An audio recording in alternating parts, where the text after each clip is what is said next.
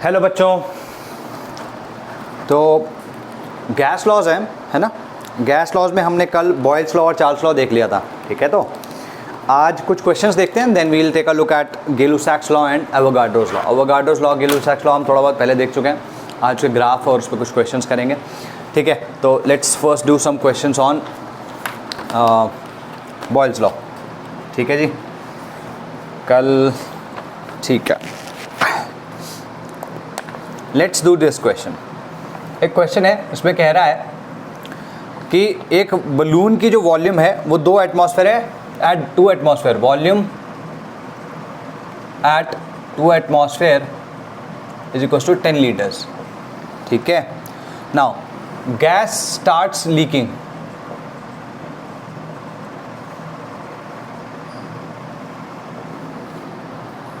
From the balloon, ठीक है।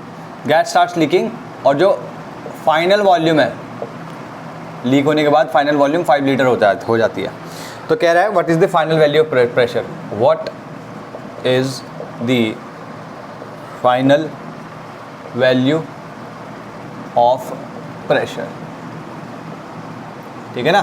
तो इसने P1 दे दिया, V1 दे दिया, P2 पूछ रहा है,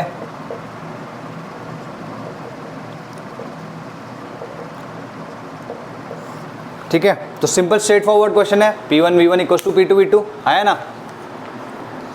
देख लो आराम से, या कुछ गलती लग रही है इसमें, क्योंकि इसमें गलती है। क्यों? देखो भाई, बॉयल्स लॉ, ये बॉयल्स लॉ का क्वेश्चन दिख रहा है ना, इसमें प्रेशर और वॉल्यूम के बीच में रिलेशनशिप दिख रही है। तो बॉयल्स लॉ कब एप्लीकेबल है? जब टेम्परेचर कांस्टेंट है। हालांकि इसने टेम्परेचर के बारे में कुछ नहीं बोला, तो we can assume it to be constant, ठीक है। जब कभी कुछ दिया नहीं होगा तो अज्यूम करना कांस्टेंट है। इनफैक्ट अगर अमाउंट ऑफ गैस के बारे में भी अगर कुछ नहीं बोला होगा तो यूल हैव टू अज्यूम या we'll have to assume that it is constant. Got it? लेकिन यहाँ पे कह रहा है गैस स्टार्ट्स लीकिंग। इसका मतलब क्या हुआ? जो बलून के अंदर गैस थी उसका अमाउंट कम हुआ है। सो गैस का amount is not constant. The moles of gas are not constant. Since they are not constant, Boyle's law is not applicable over here, ठीक है। तो सबसे पहली चीज लिख लो, सिंस ऐसे लिखो, boils law is applicable, boils law is applicable at constant amount of gas and temperature, constant amount of gas and temperature, and since the gas is leaking, and since the gas is leaking, that means the amount of gas is not constant. The amount of gas is not constant. Hence Boyle's law is not applicable. Simple है, Boyle's law is not applicable. तो यहाँ पर Boyle's law applicable नहीं है। सबसे पहली चीज़ तो ये जाननी है, ठीक है। सीधे कि तुमको दिया है खट से तुमने P1 V1 equals to P2 V2 लगाया, खट से हो गया। नहीं, ऐसे नहीं होगा, ठीक है। It will not happen like that. यहाँ पे अगर तुम देखो ध्यान से, चलो मान लो तुम करते भी हो, P1 V1 equals to P2 V2 लगाते हो, क्या जाएगा यहाँ पे? 2 × 10। यहाँ क्या जाएगा? P2 × 5।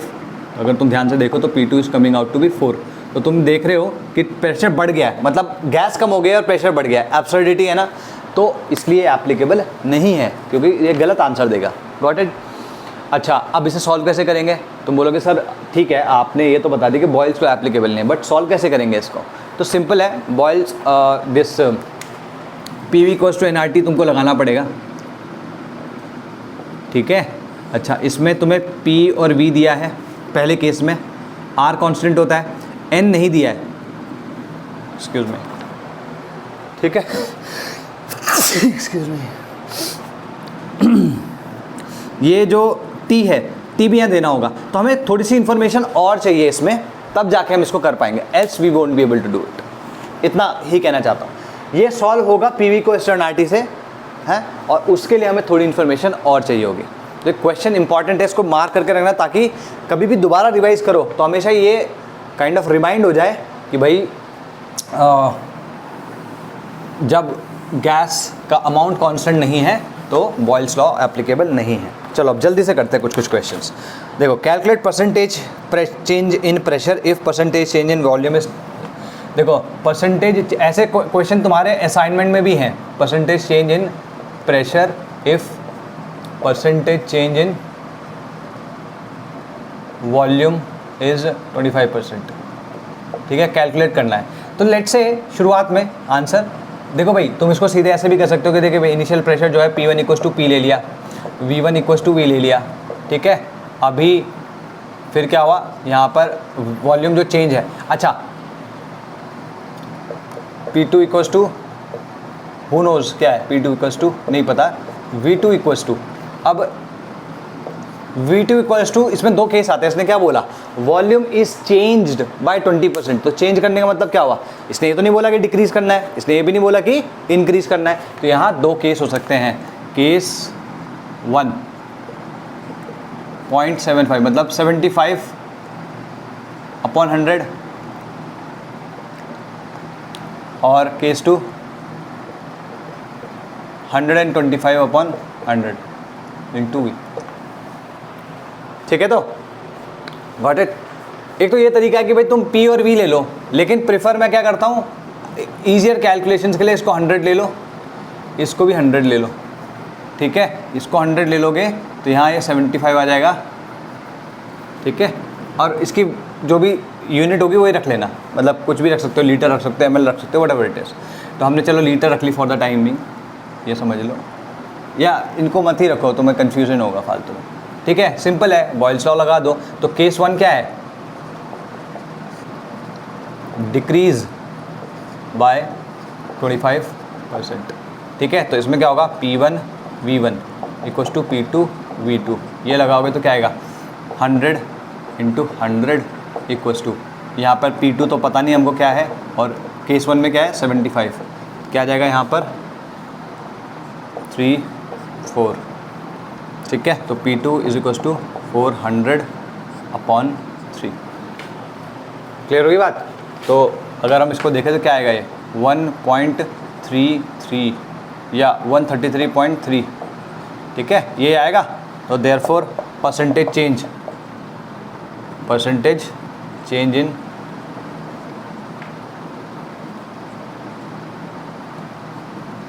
प्रेशर,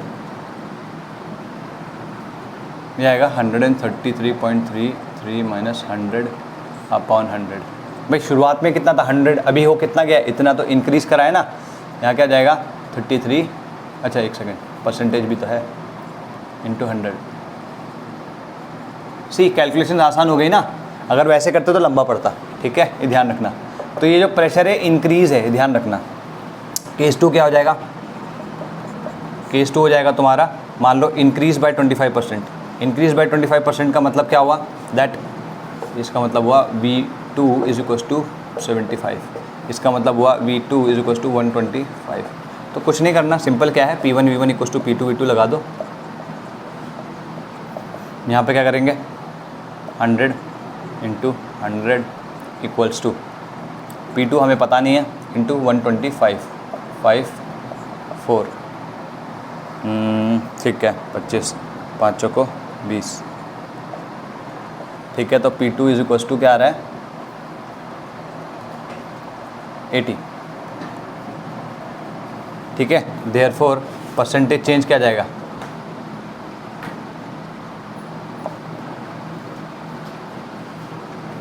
जो इनिशियल था या अभी जो है 80 माइनस 100/100 इंटू। ठीक है, चाहो तो तुम इसको मॉड में रख सकते हो, क्यों, क्योंकि तुम्हें दिख रहा है 100 माइनस 80 माइनस 100 का मतलब क्या हुआ, डिक्रीज कर गया है ना। तो यहाँ पे अगर तुम देखोगे तो ये 20% आएगा। तो ये 20% कैसा है, डिक्रीज है, क्योंकि इसकी वैल्यू नेगेटिव आ रही है। इसको ऐसे ही रख लो तुम यार, नेगेटिव का मतलब समझ लो कितना आएगा, -20%। -20% का मतलब होता है डिक्रीज। तो 20% से प्रेशर डिक्रीज कर गया। Got it. ठीक है जी, ये हो गया। Now let's take a look at another one, volume of a gas container containing. हाँ, ये इंपॉर्टेंट क्वेश्चन है, अच्छा क्वेश्चन है ये, तुम्हारी NCERT या मैंने जो असाइनमेंट दिया उसमें है, आई रिमेंबर दैट। ठीक है, तो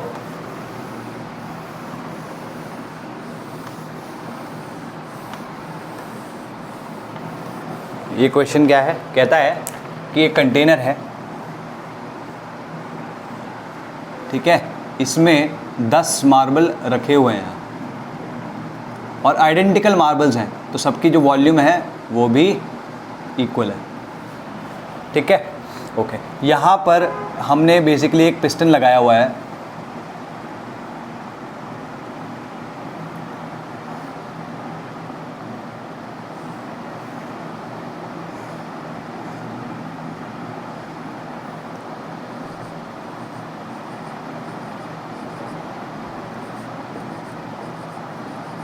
हालांकि मैंने आइडेंटिकल नहीं बनाया, इसका मतलब ये नहीं कि वो आइडेंटिकल नहीं है। ठीक है, जस्ट दैट कि वो आइडेंटिकल होंगे और क्या कहते हैं, they will be kept like this. ठीक है, इस केस में वॉल्यूम जो दी है वो वॉल्यूम इक्वल टू 1 लीटर दिया शायद। ठीक है, देखो volume of a gas cylinder containing 10 marbles is at 1 atmosphere is 1 litre. Pressure क्या है? 1 एटमॉस्फेयर। ठीक है जी, okay. When the pressure is increased by 100%, pressure increased by 100%, ठीक है, the new volume becomes 625। तो अब जो यहाँ पे वॉल्यूम है that this is equal to 625, तो इसको 1000 ml समझ लो, इसको 625 ml समझ लो। ठीक है, और प्रेशर जो है वो चेंज हुआ है, वो कितना है मैं बताता हूँ। 100% चेंज हुआ है। Volume of each marble is, अच्छा हमें जो निकालनी है वो निकालना है इसका V। ठीक है, ये तो क्या हो गया, V कंटेनर नहीं, V कंटेनर नहीं, V गैस। V गैस भी नहीं कह सकते इसको तो यार, वॉल्यूम ऑक्यूपाइड समझ लो इसको, this is the volume occupied. ठीक है, और V वॉल्यूम क्या है? एक मार्बल की। अभी बिफोर आई मूव फॉरवर्ड, अरे यार हर बार यही होता है इसमें, before I move forward I want to tell you, ये 1 एटमॉस्फेयर है, 100% से इंक्रीज़ करना, 100% से उसका प्रेशर को इंक्रीज़ करना। इसका मतलब क्या हुआ, एक का 100% कितना हो गया? 1, और 1 + 1 2, तो 2 एटमॉस्फेयर प्रेशर है इस टाइम पे। क्लियर है? तो हमें P1 P2 पता है, हमें P1 और P2 पता है। यहाँ टेम्परेचर मेंशन नहीं है तो हम अज्यूम करेंगे टेम्परेचर कांस्टेंट है। यहाँ पर इसने लीक, कोई गैस लीक हुई हो, ये भी कुछ नहीं कहा, तो हम कहेंगे गैस भी कांस्टेंट है, मतलब गैस का अमाउंट भी कांस्टेंट है। तो P1 V1 आ गया। अच्छा, V1 क्या है? V1 हमें नहीं पता, क्योंकि हमें वॉल्यूम ऑक्यूपाइड पता है, हमें वॉल्यूम ऑक्यूपाइड पता है, हमें एक्चुअल वॉल्यूम ऑक्यूपाइड पता है, गैस नहीं पता। क्यों? तुम बोलोगे सर ये volume occupied by the gas तो यही हुआ ना जो 1000 ml है। नहीं बेटा, नहीं हुआ। क्यों? क्योंकि ये जो मार्बल्स हैं दे आर ऑल्सो ऑक्यूपाइंग, ये भी तो ऑक्यूपाई कर रही है ना स्पेस को, कुछ ना कुछ तो जगह घेर रही है ये भी। अगर ये जगह घेरेंगी तो लेट्स से कि ये 10 ml जगह घेरती है एक, तो ये 10 की 10 मिला के 100 ml घेरेंगी, तो जो गैस को अवेलेबल है वो 1000 ml नहीं, 1000 - 100 ml होगा। ठीक है, तो अगर मान लो मैं कहता हूँ let the volume of 1 marble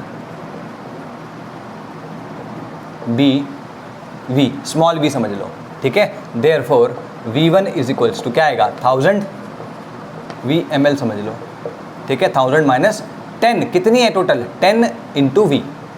ठीक है, और V2 क्या हो जाएगा? सेम वे, जितनी ऑक्यूपाइड है उसमें से ये गैस मार्बल्स का निकाल दो, तो 625 625 है, 625 - 10 V। बस अब लगा दो तुम अपना बॉयल्स लॉ। ठीक है, P1 V1 = P2 V2। तो बस अगर ऐसा कर दोगे तो तब तुम्हारा आंसर आराम से आ जाएगा। यहाँ क्या आ जाएगा? 2 × 625 - 10 V। ठीक है, ये क्या जाएगा? 1000 - 10 V = 1250 -20 वोल्ट। इसको इधर ले आओ, तो 20 - 20 V - 10 V आ जाएगा। यहाँ क्या आ जाएगा? 12। ये क्या आ जाएगा? 10 V = 250, तो V = 25 ml। ठीक है, तो ज़्यादा कुछ करना ही नहीं है, सिंपल। लेकिन ये है भाई, ध्यान रखना, ये बहुत बेसिक चीज़ें हैं जो कि एकदम क्लियर होनी चाहिए, इसमें कोई भी एम्बिग्विटी नहीं होनी चाहिए। Got it? सिंपल था क्वेश्चन, बस ये है कि तुम्हें बेसिक्स क्लियर होने चाहिए। Got it? ठीक है, तो ये बॉयल्स लॉ के कुछ क्वेश्चन थे। चलो अब चार्ल्स लॉ के कुछ क्वेश्चंस करते हैं। ठीक है, most important of the three. चलो ठीक है, कोई बात नहीं। Now let's take a look at the questions from Charles law. Charles law के क्वेश्चंस कहाँ गए रे बाबा? ठीक है, ठीक, चार्ल्स लॉ, चलो इसको मिटा रहा हूँ मैं अब। हाँ,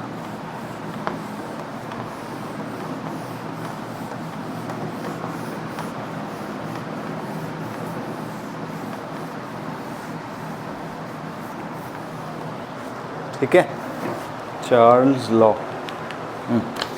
ठीक है, on a ship selling in Pacific ocean.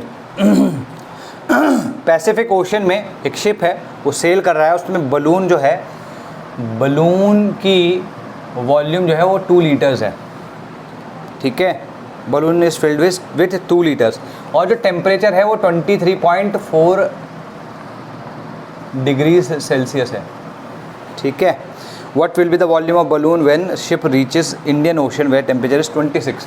अच्छा, अब क्या हुआ, पैसिफिक से, पैसिफिक ओशन से इंडियन ओशन तक आ गया। ठीक है, अभी रिसेंटली मेरा भाई आया था यूएस से, तो because of the corona and everything he had to come via ship only. तो उसका जो शिप था वो वहीं, मतलब यूएस से डायरेक्टली इंडिया आया। तो यूएस के आसपास जो होता है वो पैसिफिक ओशन है ना पीछे, और फिर पैसिफिक मतलब बेसिकली अटलांटिक है, अटलांटिक को पार करते हुए फिर वो पैसिफिक में आते हैं, फिर पैसिफिक से होते हुए they enter into the Indian ocean. ठीक है, इनफैक्ट एक चीज़ ये तुमने ध्यान दी कि all the oceans are connected, सबके सब कनेक्टेड हैं। They are like one body of water, है ना, one super body of water. लेकिन फिर भी हम 5 अलग अलग क्यों बोलते हैं? क्योंकि यू विल नॉट बिलीव कि जैसे पैसिफिक ओशन हो गया या अटलांटिक ओशन हो गया या पैसिफिक ओशन हो गया और इंडियन ओशन हो गया, तो उनके पानी में डिफरेंस है। बिकॉज नमक जो घुला हुआ है, जो सॉल्ट्स उसमें घुले हुए हैं, उसकी वजह से डेंसिटी अलग होगी। दूसरा, क्योंकि वो टेम्परेचर रीजन जो है वो डिफरेंट है, उसकी वजह से टेम्परेचर में डिफरेंस होता है। तो एक्चुअली में like go and search on the YouTube, you will find certain उस वीडियोज़ जिसमें तुम देखोगे that ships are moving from one waters to the other, and you will see कि there is a clear line, मतलब इधर Pacific ocean का पानी है जो कि नीला नीला सा है, और इधर इंडियन ओशन का पानी है जो कि मटमैला सा है। ठीक है, तो दैट इज़ देयर। कभी इसके ऊपर भी तुम्हें इसे भी समझाने के लिए कोई एक वीडियो बनाऊंगा, but that is very interesting. I saw that, I was like ये कैसे पॉसिबल है? ठीक है, this is 26.1 degrees Celsius Indian ocean में। ठीक है, इंडियन ओशन नाम का एक बैंड भी है, IIT रुड़की का ही बंदा है उसमें, रघुराम। ठीक है, तो इसमें क्या बोला, व्हाट विल द वॉल्यूम? अब ये V पूछ रहा है, सिंपल है, V1/T1 = V2/T2, सिंपल है। क्यों? क्योंकि प्रेशर तो एटमॉस्फेरिक प्रेशर है ना, तो प्रेशर कॉन्स्टेंट हो गया P = 1 एटमॉस्फेरिक प्रेशर दोनों केसेस में, और V क्योंकि लीक हो नहीं रहा है ना, लीक नहीं हो रहा है, तो इसलिए अमाउंट ऑफ गैस भी कांस्टेंट है। तो हम सिंपल कह सकते हैं चार्ल्स लॉ। चार्ल्स लॉ, तो चार्ल्स लॉ क्या कहता है? V1/T1 = V2/T2। ठीक है, तो V1/T1 = V2/T2।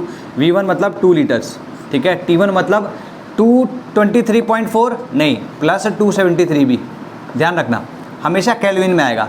यहाँ पर V आ गया, इधर क्या जाएगा 26.1 + 273। अब मैं इसकी कैलकुलेशन में नहीं जाना चाहता, you can calculate it and get the value. ठीक है, next, eight what temperature VT = 0। ये बहुत इंपॉर्टेंट चीज़ है क्योंकि मैं कल इसके बारे में बात कर ही रहा था। क्वेश्चन है at what temperature, question at what temperature volume of a gas VT जो होते हैं ना, volume of a gas is equal to 0। At what temperature volume of an ideal gas, ideal gas, क्योंकि आइडियल गैस वो होती है जो कि गैस लॉज को 100% फॉलो करती है। ठीक है, volume of an ideal gas is equal to 0। तो कल हमने जो ग्राफ देखा था उसमें क्या था, ये 0 डिग्री सेल्सियस था, ठीक है। यहाँ पर क्या है,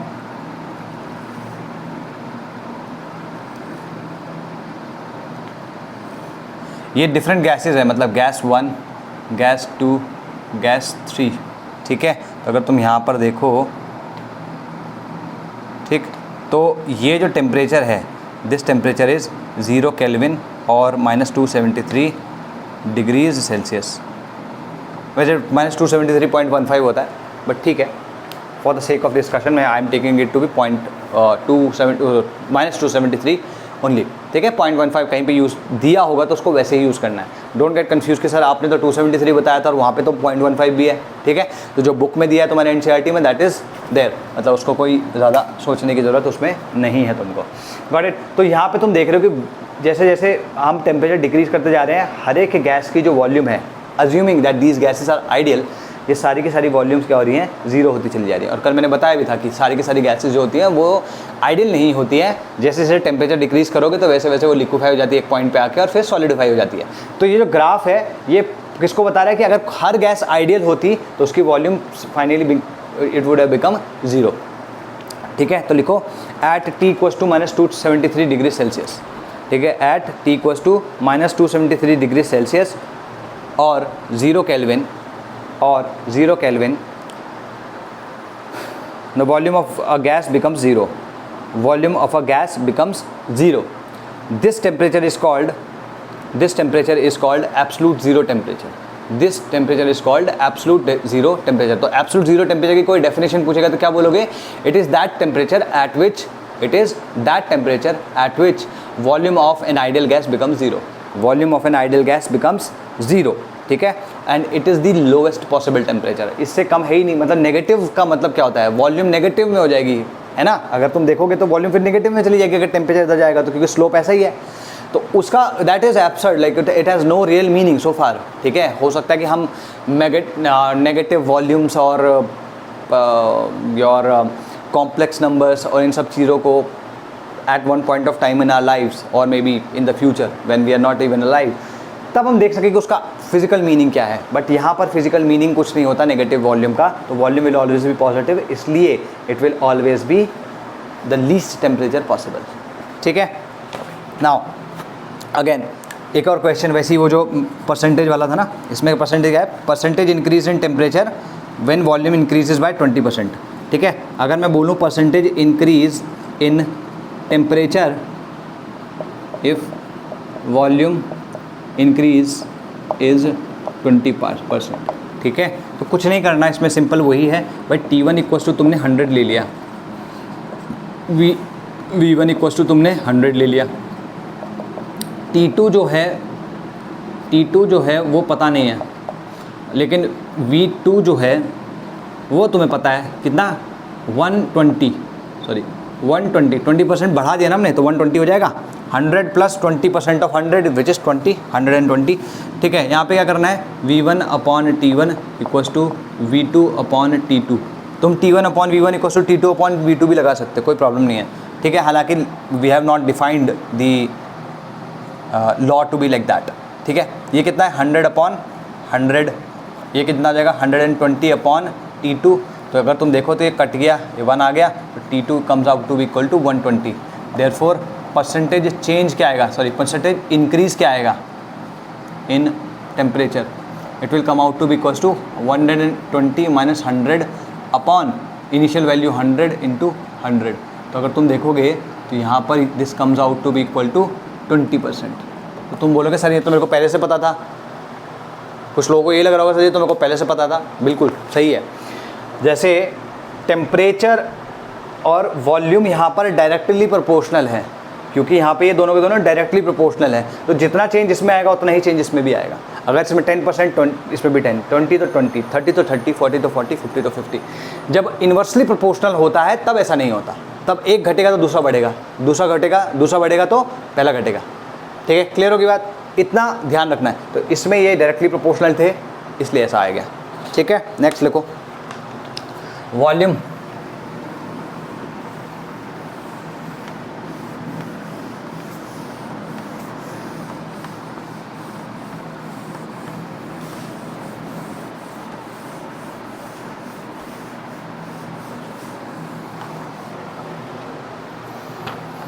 ठीक है, volume of a gas at T degree Celsius is 20 litres, ठीक है। V1 इक्वल्स टू 20 लीटर्स, कितना, कब, जब T जो टेम्परेचर है स्मॉल t लिख रहा हूँ इक्वल्स टू, अच्छा V है T डिग्री सेल्सियस बोल रहा है, T equals to T degree Celsius है, ठीक है। अच्छा when T increases by 50 degrees, अच्छा अभी जो T है उसको इंक्रीज कर दिया, T1 समझ लो, ये T2 है, T2 को क्या कर दिया, T degrees plus T plus 50 degrees कर दिया अभी हमने, ठीक है। तो constant pressure volume of the gas increases by, अच्छा अभी V2 जो है वो इससे 25% ज़्यादा हो चुकी है, इसका 25% क्या होगा, 25/100 इंटू 20, ठीक है। तो कितना आ जाएगा, 5 तो अगर तुम ध्यान से देखो तो टोटल 25 लीटर आ जाएंगे, ठीक है। तो V2 हम ऑलरेडी कैलकुलेट कर चुके हैं, मैं मतलब यहीं पे कर रहा हूँ, अलग से उसको नहीं करके बता रहा हूँ।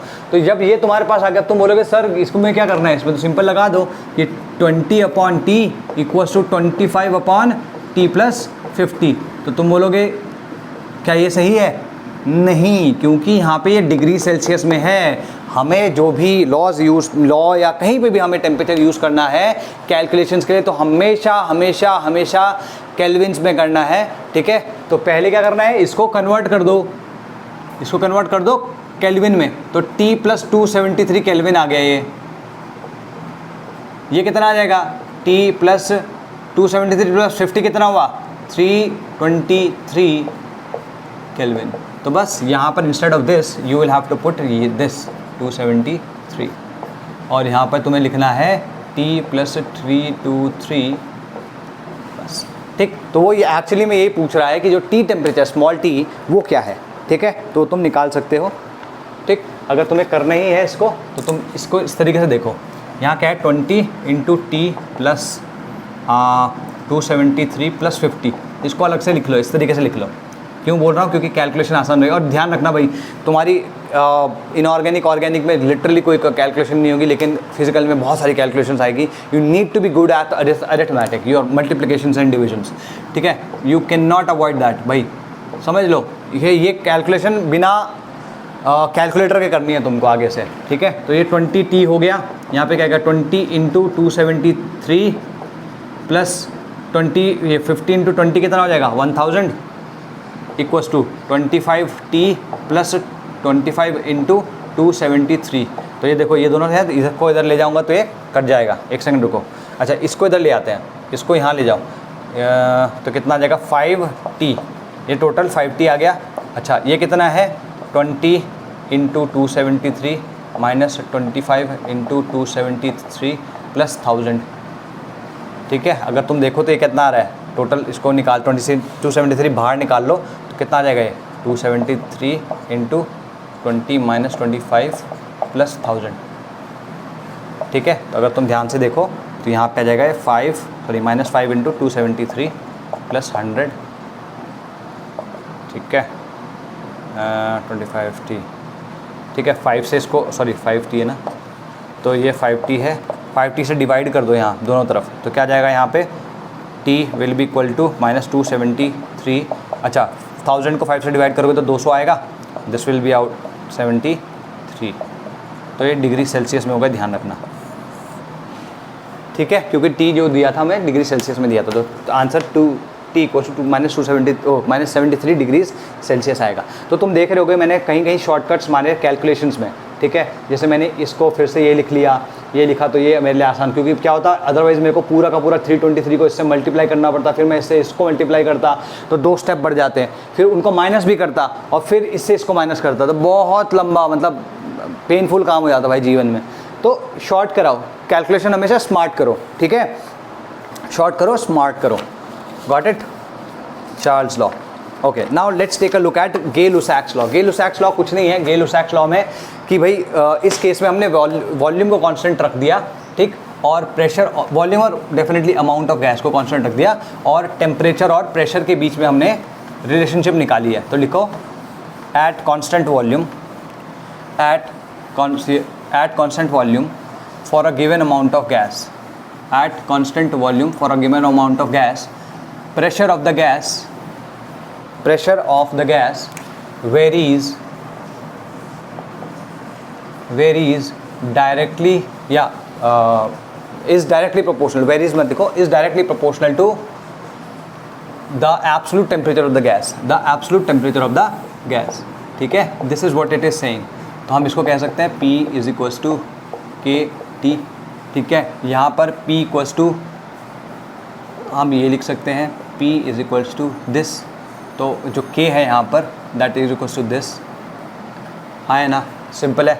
अच्छा, इसी चीज़ को मैं ऐसे भी लिख सकता हूँ भाई P upon T is equals to constant, therefore इसका मतलब क्या हुआ, P1 upon T1 equals to P2 upon T2, या फिर P1 अपॉन P2 ऐसे करके भी लिख सकते हो इसको, हालांकि क्योंकि ये कंफ्यूजिंग ना हो तुम्हारे लिए, ठीक है, यूजली इसलिए लोग लिखते नहीं हैं, ठीक है, P1 upon P2 equals to T1 upon T2 भी लिख सकते हो। दोनों की दोनों आइडेंटिटीज़ यूज़फुल है, ठीक है, और वैलिड है, गॉट इट।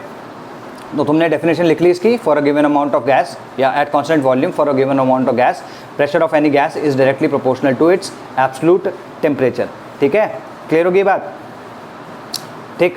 तो K is inversely proportional to V, ये सब हम चीज़ें देख चुके हैं। अच्छा, इसका डेरिवेशन अगेन वैसे ही देखते हैं, अगर 0 डिग्रीज पे, ठीक है, volume of a gas remains constant, the pressure given the gas, जैसे हमने वॉल्यूम के केस में देखा था ना, वॉल्यूम क्या करी थी, वॉल्यूम इंक्रीज्ड और decreased bye 1/273 with each rise और फॉल इन टेम्परेचर, ठीक है ना, जैसे किसके बारे में बात कर रहा हूँ, चार्ल्स लॉ के, जैसे उसमें ऐसा था वैसे ही तुम देखोगे दैट प्रेशर इंक्रीजेज और डिक्रीजेज बाय इतना विद ईच राइज और फॉल इन टेम्परेचर, ठीक है। तो सेम वे में अगर हम देखें तो यहाँ पर अगर P1 P0 के इक्वल है, ठीक है, और जो टेम्परेचर है वो 0 डिग्री सेल्सियस है,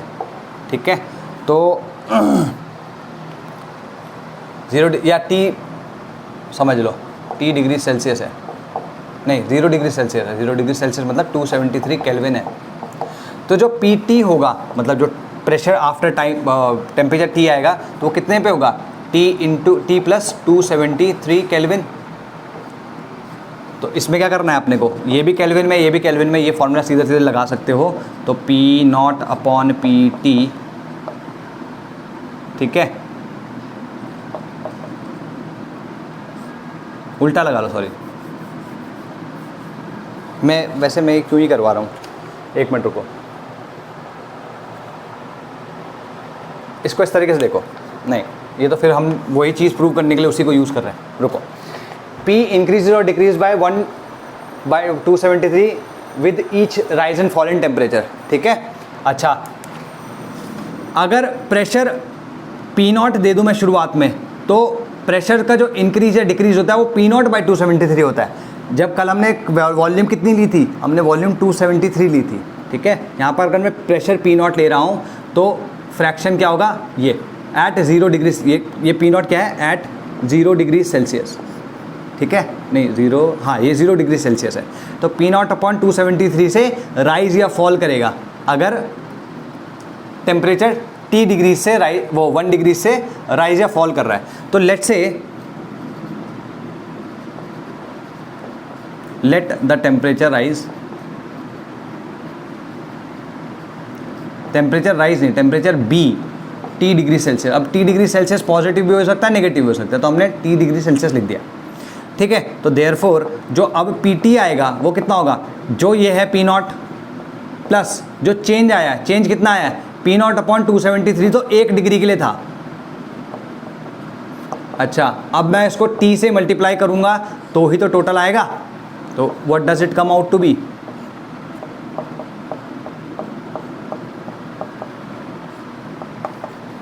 इसको क्या लिख लेंगे,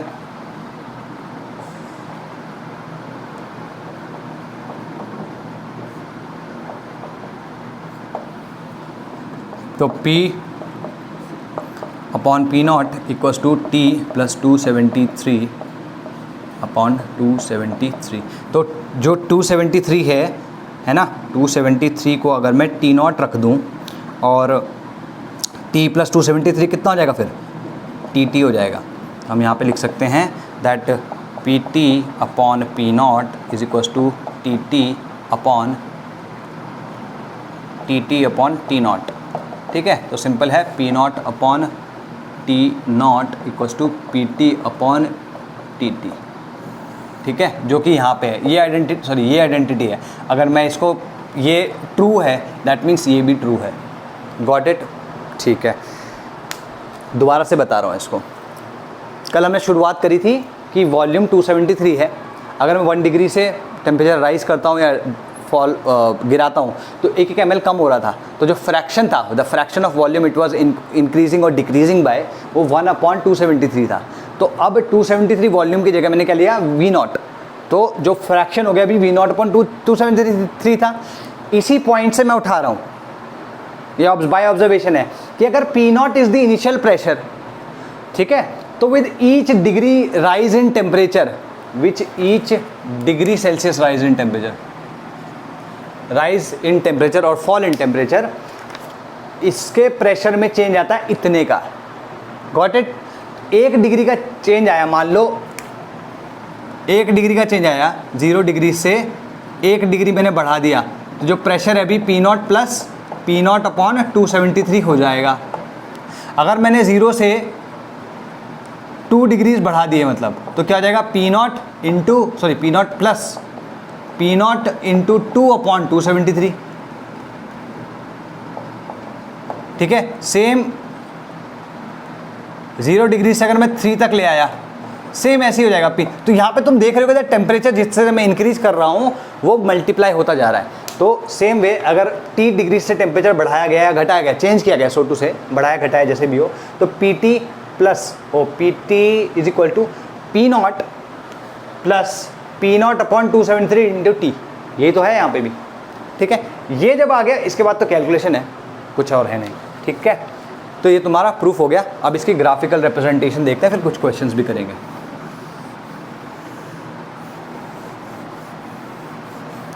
ठीक, जैसे अगर मैं 2 तरीके ग्राफ होते हैं इसमें, एक तो ये हो गया P वर्सेस T। अगर P वर्सेस T है तो तुम देखोगे P versus T, P equals to KT, कोई कांस्टेंट नहीं है तो it will be passing through origin. ठीक है, लेट्स से ये T1 है, ये T2 है और ये T3 है। तो अभी पहले T1 की बात कर लेते हैं।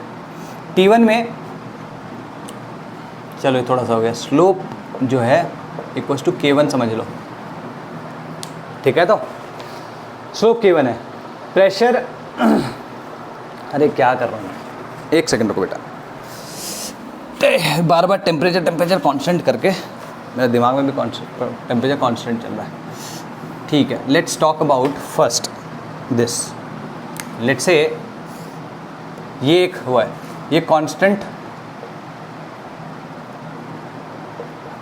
वॉल्यूम पे है। Got it? अच्छा, कांस्टेंट वॉल्यूम पे है और इसका स्लोप क्या होगा भाई, slope will be equal to K, ये जो है दिया है। ठीक है, अच्छा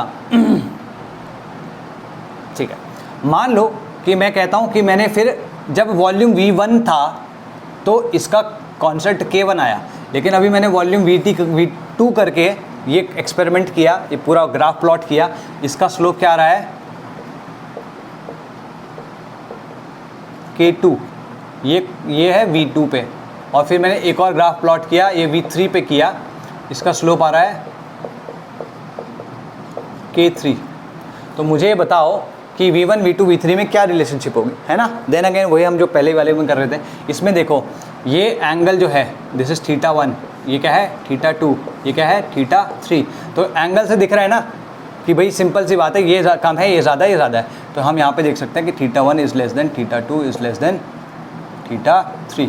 अगर मैं tan ले लूँ दोनों का, तो tan क्या होता है, tan θ1 तीनों का मतलब will be less than tan θ2 will be less than tan θ3। इतना क्लियर है। अच्छा, ये जो होता है क्या होता है, स्लोप होता है। तो स्लोप क्या है यहाँ पे, K1 K2 K3। इतना क्लियर हो गया।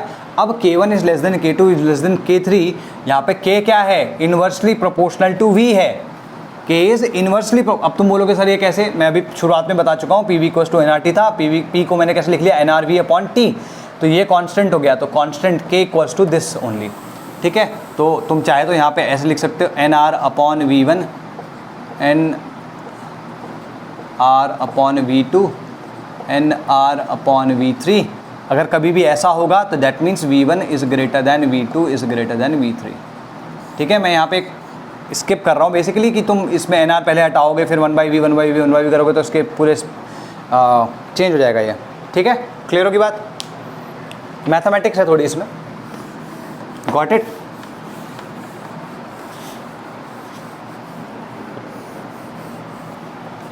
ठीक है जी, सब कुछ तो कवर कर लिया हमने, ठीक है। नाउ इसी का मैं अगर लॉग ले लूँ, P इक्वल्स टू KT है, मैं इसका लॉग ले लेता हूँ, तो लॉग P क्या आ जाएगा, log T plus log K, ठीक है। ये क्या हो जाएगा, Y equals to MX plus C। M यहाँ पे क्या होगा, 1 होगा, क्यों, क्योंकि जो ग्राफ में प्लॉट कर रहा हूँ वहाँ पे लॉग T है इस साइड पे और लॉग P है इस साइड पे, तो लॉग P y एक्सिस पे हो गया, लॉग T x एक्सिस पे हो गया। लॉग T का कोई कोफिशिएंट है नहीं, दैट मीन्स या कोफिशिएंट क्या है, 1 है, सो टू से ये ऐसा नहीं, सॉरी ऐसा नहीं होगा, it will be like this, ठीक है। और ये क्या आएगा, this will B log K। अब तुम बोलोगे सर लॉग K क्या है, लॉग K तो कांस्टेंट था, तो लॉग K भी कांस्टेंट होगा, तो C के equal, that is the intercept on the y axis. अगर तुम देखो तो this angle will be equal to 45 degrees. क्यों होगा ऐसा, क्योंकि m is equals to 1, slope is equals to 1। स्लोप अगर 1 है तो m equals to theta equals to 45 degrees होगा, गॉट इट। तो दीज आर दी थिंग्स। अब कुछ एक क्वेश्चन करते हैं, एक आधा क्वेश्चन है हमारे पास।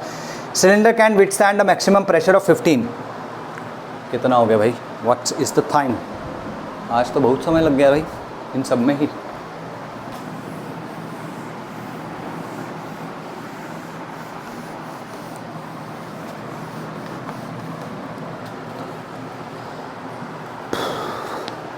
ये क्वेश्चन लिख लो, खुद से करना, अगर नहीं होगा तो मैं करवा दूंगा। अ gas cylinder can withstand a maximum pressure of 15 atmosphere. A gas cylinder can withstand a maximum pressure of 15 atmosphere pressure inside gas cylinder at 27 degrees Celsius. Sorry एक सेकंड के लिए, gas cylinder can withstand a maximum pressure of 15, अच्छा ठीक है। अ gas cylinder can withstand a maximum pressure of 15 atmosphere, full stop, यहाँ पे full stop आ गया, ठीक है। नेक्स्ट इसी के आगे कंटिन्यू करो।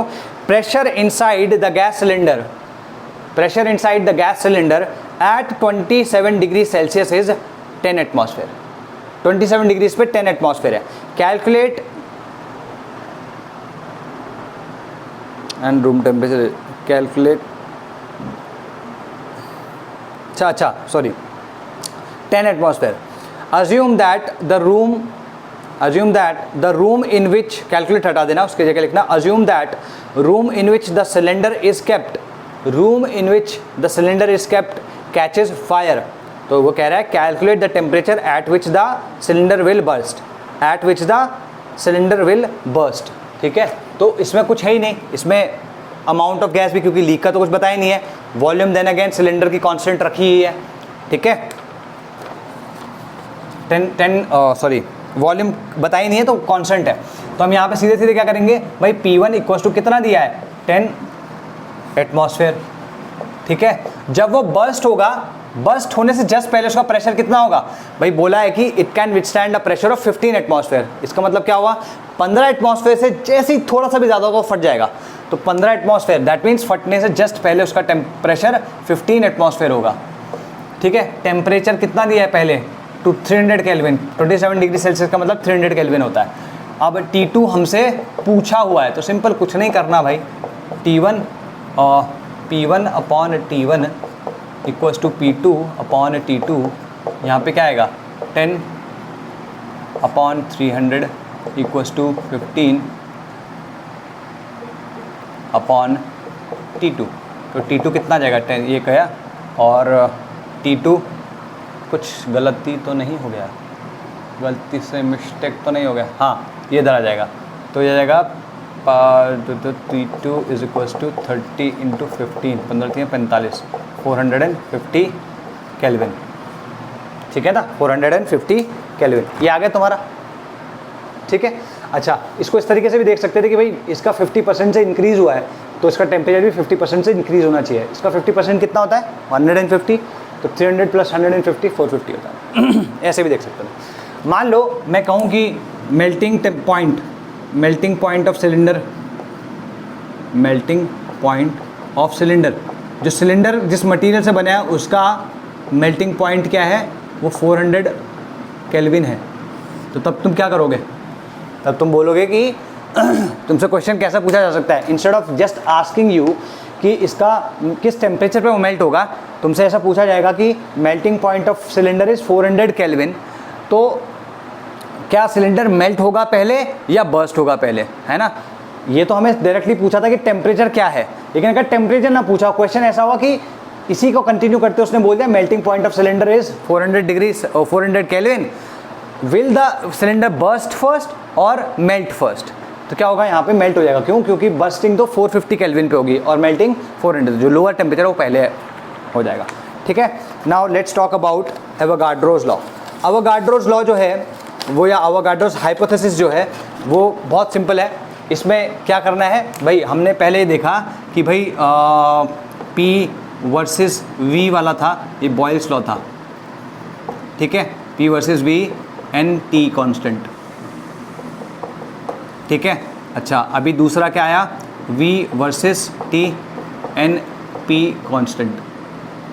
ठीक है जी, मैं अब इसमें ज़्यादा लिख नहीं रहा हूँ, मैं कुछ पॉइंट प्रूव करना चाह रहा हूँ। पॉइंट के मतलब तुम्हें याद रखने के तरीका दे रहा हूँ बस।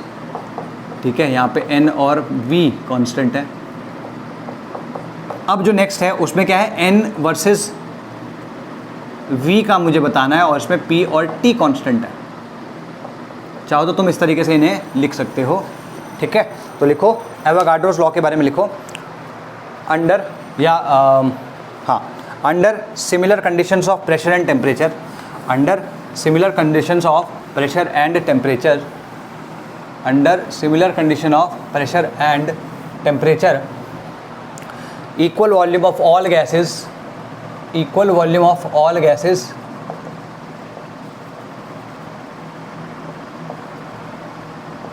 equal volume of all gases contains equal number of moles of gas, equal number of moles समझ लो, सिंपल। ठीक है, तो इक्वल नंबर ऑफ मोल्स का मतलब क्या हुआ, V is directly proportional to N। ठीक है, इसी चीज़ को हम लिख सकते हैं V इक्वल्स टू KN, और हम ये भी लिख सकते हैं कि V1 upon N1 equals to V2 upon N2। तो जो स्टेटमेंट मैंने दिया अभी उसके अकॉर्डिंग ये है कि equal volumes of gases will contain equal number of moles. ठीक है ना, अगर ये V1 इक्वल्स टू V2 हो जाएगा तो N1 इक्वल्स टू N2 होगा, है ना। It's as simple as that. तो इसी को ऐसे भी लिख सकते हो, ऐसे भी लिख सकते हो। तो मैं ज़्यादा इसमें नहीं जा रहा हूँ कि सर आप पहले ये क्यों बता रहे हो, ये क्यों बता रहे हो, आपको तो ये बताना चाहिए। सिंपल है, V इज़ इन्वर्सली वो directly proportional to N, V equals to KN, इस तरीके से। और अगर तुम K के बारे में जानना चाहते हो तो V इक्वल्स टू K, ठीक है, तो K will be equal to RT upon P। ठीक है, तो जो K है वो T अपॉन P के प्रोपोर्शनल है। हालांकि इसकी कभी ज़रूरत नहीं पड़ेगी, कुछ ऐसे क्वेश्चन मैंने अभी तक नहीं देखे, एक आधा के बारे में होता तो बात होती है, अदरवाइज़ नहीं होगा ऐसा। ठीक है, तो हाँ, ये तुम्हारा एवोगाड्रोस लॉ हो गया। ठीक, अब इसमें एक चीज़ लिखो। अच्छा चलो पहले इसे समझा देते हैं, इसका मतलब क्या हुआ। अगर मैं कहता हूँ मेरे पास 1 लीटर, अच्छा पहले STP भी डिफाइन करना पड़ेगा ना। ठीक है, STP तुम्हारे लिए दोबारा डिफाइन करेंगे, पहले कुछ चीज़ें देख लो। अगर मैंने कहा कि मोल्स इक्वल हैं, ठीक है, तो मोल्स इक्वल होने का मतलब क्या हुआ, number of molecules will be equal.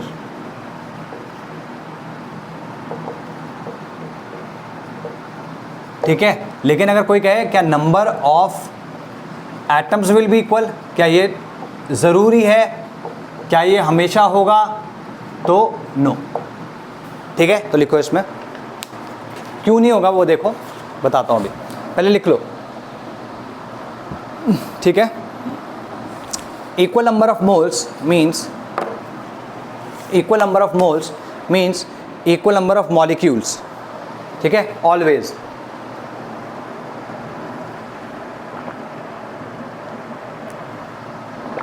Equal number of molecules, वो sorry, equal number of moles means equal number of molecules always, मतलब ब्रैकेट में लिखना है ऑलवेज, ठीक है। तो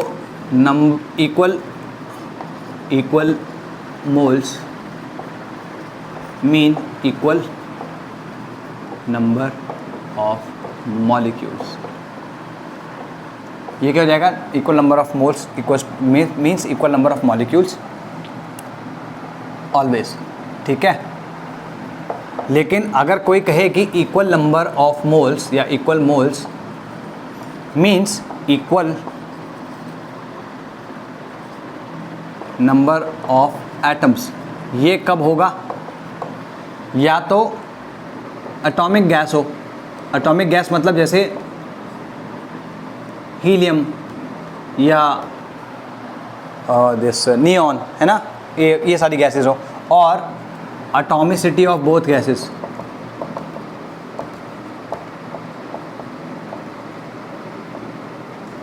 इज सेम।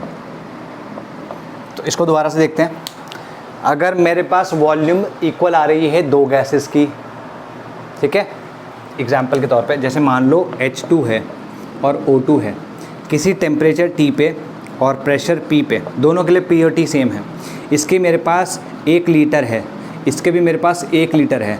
अब मैं कह रहा हूँ कि इस 1 लीटर में इसके जो मोल्स हैं वो n मोल्स हैं, तो मैं इसका इस गेलियोस सॉरी एवोगाड्रोस लॉ के बेसिस पे क्या हुआ, this will be equal to, इसमें अगर n है 1 लीटर वॉल्यूम पे, अगर इसमें n है तो इसकी 1 लीटर वॉल्यूम में भी n होंगे, प्रेशर टेम्परेचर कांस्टेंट होना चाहिए।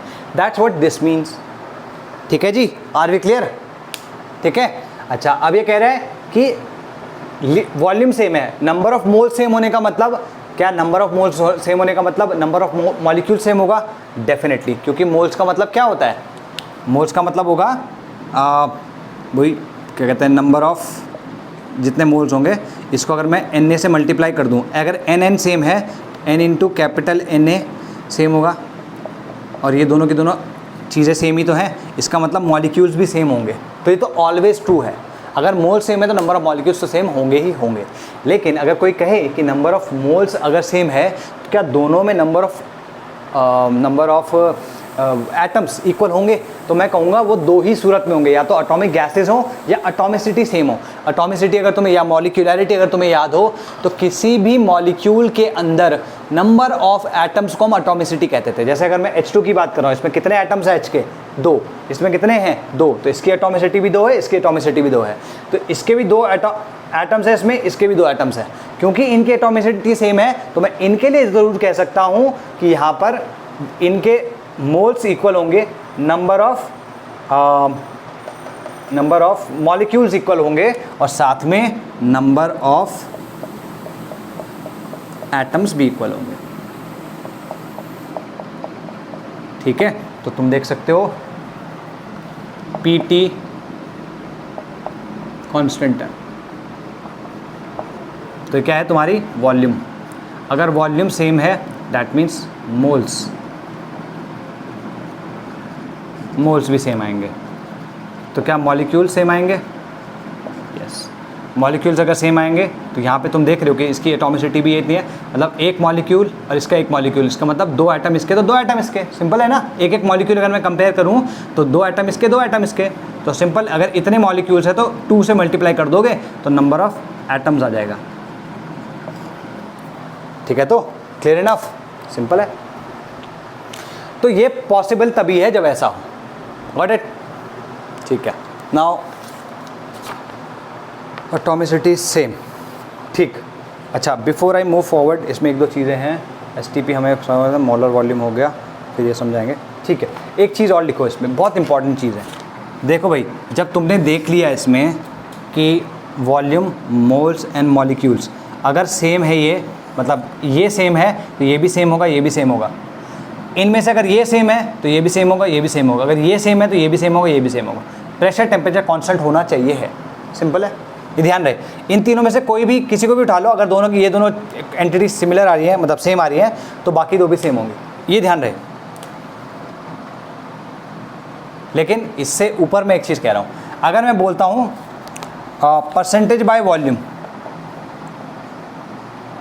परसेंटेज बाय वॉल्यूम अगर गिवन है तो मैं उसको परसेंटेज बाय मोल्स भी ले सकता हूँ, ये ध्यान रखना, ठीक है। और मैं उसको मोल फ्रैक्शन, तुम लोगों ने मोल फ्रैक्शन पढ़ा हुआ है इसलिए मैं ज़्यादा इलैबोरेट नहीं कर रहा हूँ, mole fraction into mole fraction into 100 ले सकते हैं इसको, ठीक है। तो अगर किसी गैस का परसेंटेज बाय वॉल्यूम दिया, गैसेस की बात कर रहे हैं, सोल्यूशन की बात नहीं है ये जो परसेंटेज बाय वॉल्यूम हमने सोल्यूशन का पढ़ा था वो लिक्विड सोल्यूशंस थे, यहाँ पे मैं गैस की बात कर रहा हूँ। अगर percentage by volume of a gas दिया है तो वो परसेंटेज बाय मोल्स हो जाएगा उसका, और वही उसकी मोल फ्रैक्शन इंटू 100 आएगा, ये ध्यान रहेगा, ये इंपॉर्टेंट है, इसे नोट करना भाई। और इसको स्टार कर देना रेड से, हम तो ग्रीन से करेंगे, नहीं यार हम भी रेड से करेंगे, हम क्यों पीछे रहें, हम भी रेड से ही करेंगे इसको। गॉट इट, क्लियर इनफ, ठीक। अच्छा दूसरी चीज़ इसमें कि there is something called STP, मैं पहले भी बता चुका हूँ मोल कॉन्सेप्ट के टाइम पे। देखो भाई STP का मतलब क्या होता है, STP का मतलब है 273.15 केल्विन एंड 1 बार प्रेशर, ठीक है। अब क्या है कि ये तुम्हारा NCERT द्वारा दिया गया है इसलिए मैं ये लिख रहा हूँ, बल्कि अदरवाइज़ जो कि मैंने पढ़ा है या जो कि बहुत पुरानी बुक्स में भी अभी भी लिखा होता है दैट इज़ 1 बार की जगह 1 एटमॉस्फेयर, लेकिन फिर भी मैं 1 बार इसलिए बोल रहा हूँ क्योंकि NCERT में ऐसा लिखा है। हालांकि JEE के पेपर में अब कभी भी वो STP ऐसे कभी नहीं बोलता, वो 1 एटमॉस्फेयर या 1 बार अलग से लिख के देगा, ठीक है। तो अगर ये कंडीशन होगी तो तुम्हारी जो वॉल्यूम होगी, वॉल्यूम ऑफ 1 मोल, वॉल्यूम, एक सेकंड रुक जाओ, अगर ये होता है STP, अगर इसको तुम STP यही है, ठीक है, एक्चुअली में यही है, ठीक है। 1982 में जो डेफिनेशन थी वो चेंज हो चुकी थी, तो volume of 1 mole will be equal to 22.7 litres. Got it. अगर कहीं पे STP की वैल्यू तुम्हें दी हुई है 273.15 केल्विन, क्योंकि टेम्परेचर में ज़्यादा डिफरेंस नहीं होता, 1 एटमॉस्फेयर, टेम्परेचर की जगह प्रेशर में थोड़ा सा डिफरेंस होता है, ठीक है। एटमॉस्फेयर प्रेशर अगर तुम्हें दिया है तो वहाँ पर वॉल्यूम ऑफ 1 गैस, वो 1 mole will be equal to 22.4 litres. तुम्हारे स्कूल्स में अभी भी ये 22.4 लीटर्स ही चल रहा हो क्योंकि तुम्हारे टीचर्स ने भी खुद यही पढ़ा है, बट NCERT में ये दिया है, मैं इसलिए ये बता रहा हूँ, ठीक है। क्वेश्चन मेरे वाले जो क्वेश्चन होते हैं वो इसी पे बेस्ड होते हैं, ये वाले बेस्ड नहीं होते। हालांकि अगेन आई एम सेइंग तुम्हारे JEE में तो ऐसा कुछ नहीं होगा, JEE में वो टेम्परेचर प्रेशर दोनों अलग से दे देगा, STP करके वो नहीं करेगा refer, because they don't want to create any confusion. कोई बोलेगा सर STP तो मैंने ये वाला पढ़ा था नीचे वाला, तो 22.4 ले लिया, मेरा तो आंसर गलत आ गया, और फिर अगर वॉल्यूम सर ये वाला तो मैंने ऐसे लिया था, तो वो सारे के सारे फंडे नहीं चलेंगे। Got it. अच्छा, और ठीक, ये तो एक चीज़ समझ में आ गई STP क्या हुआ। अच्छा, दूसरा क्या है कि 1 लीटर गैस, सॉरी 1 लीटर नहीं, 1 मोल गैस की जो वॉल्यूम होती है एट STP, उसको हम कहते हैं मोलर वॉल्यूम, ठीक है। तो मोलर वॉल्यूम की डेफिनेशन अभी मैंने लिखवाई भी थी तुम्हारे वॉल्यूम के टाइम पे, volume of 1 mole of a gas at STP, volume of 1 mole of a gas at STP। तो बस इसी चीज़ को थोड़ा सा एक्सटेंड करते हुए मैं लिखता हूँ कि अगर ये रिएक्शन लिख रहा हूँ तुम्हारे लिए,